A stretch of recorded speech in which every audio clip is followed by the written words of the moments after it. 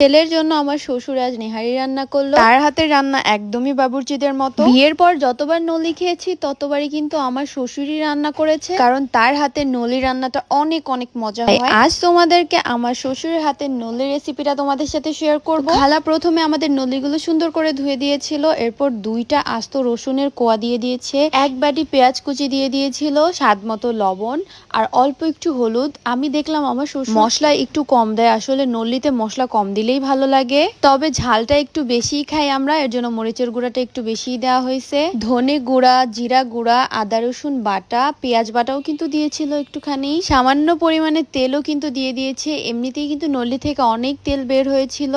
এখন হচ্ছে গরম মশলা দিয়ে দিল, পাতিল ভর্তি পানি দিয়ে দিয়েছে যেন ভালো মতো এটা কুক হয়। পানি একবারে বেশি করে দিয়ে দিল, এটা কিন্তু কুক হলে একদম অর্ধেকেরও কম হয়ে যাবে। বৃষ্টির মধ্যে কিন্তু এইরকম নলি, নিহারি, ভুনা খিচুড়ি, গরুর মাংস এগুলো খাইতে অনেক অনেক ভালো লাগে। এখানে কিন্তু আরো অনেক প্রসেসিং বাকি আছে, তো ভিডিওটা কিন্তু একদম মিস করা যাবে না। পুরো ভিডিওটা দেখলে কিন্তু একদম পারফেক্ট বাবুর্চিদের মতো কিন্তু তোমরা নিহারি বা নল্লি রান্না করতে পারবে ঘরেই। এখন দিল চুলায় বসিয়ে, একদম অল্প আছে কিন্তু এটা কুক হতে হবে। এখানে একটা স্পেশাল গরম মশলা দিয়ে দিচ্ছি, প্রায় 1 টেবিল চামচ পরিমাণে, মানে একটু বেশি পরিমাণে। আমি তো নাড়তেই পারতেছিলাম না, এতগুলা নল্লি আসলে আমি এটা রান্না করি নাই কখনো। তো আমি আমার খালাকে বললাম যে খালা একটু সুন্দর করে নাড়াচাড়া করে দেন, মশলাটা যেন সুন্দর করে যায় পানের মধ্যে। তো এটা হচ্ছে অনেকটা হয়ে গেছে। পুরো একদিন জাল দেওয়ার পরে এইরকম একটা অবস্থা, মানে পুরোই সেদ্ধ হয়ে গেছে, মানে একদম মাংস ছাড়া ছাড়া হয়ে গেছে। এখন হচ্ছে কাঁচামরিচ দিয়ে দিয়েছি, আস্ত কাঁচামরিচ কতগুলো। এখানে আমার শ্বশুর বললো আমাকে অল্প একটু ময়দা আর পানি মিক্স করে দিতে।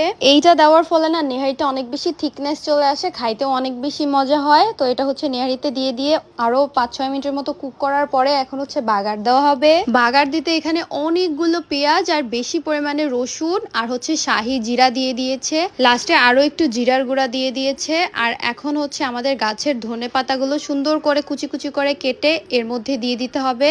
এই ধনে পাতাগুলো না অনেক বেশি ফ্লেভারফুল, আসলে নিজেদের গাছের সবকিছুই অনেক ভালো লাগে। এইদিকে কিন্তু আমাদের পেঁয়াজের বেরেস্তা কিন্তু হয়ে গেছে, মানে বাগার যেটাকে দিব, তো অনেকটা লাল লাল হয়ে গেছে। বাগার দেওয়ার পরেই কিন্তু আমাদের নল্লি একদমই রেডি হয়ে যাবে। তো এটাকে বেশি নাড়াচাড়া করা যাবে না, জাস্ট আমি একটু মশলাটাকে, মানে বাগারের যেই পুরনটা ওটাকে জাস্ট মিক্স করে দিলাম। এই দেখো এখন আমাদের নল্লির অবস্থা কতটা সুন্দর লাগতেছে, আর খেতেও এতটা মজা হয়েছে। মাঝখানে একটু ফিশ কাবাবও খেয়ে নিলাম, অনেক মজা ছিল। এখন হচ্ছে সালাদটা রেডি করে নিলাম। নেহারির মধ্যে কিন্তু সালাদ না হলে একদমই চলে না, তো একটু লেবু চিপে দিয়েছি।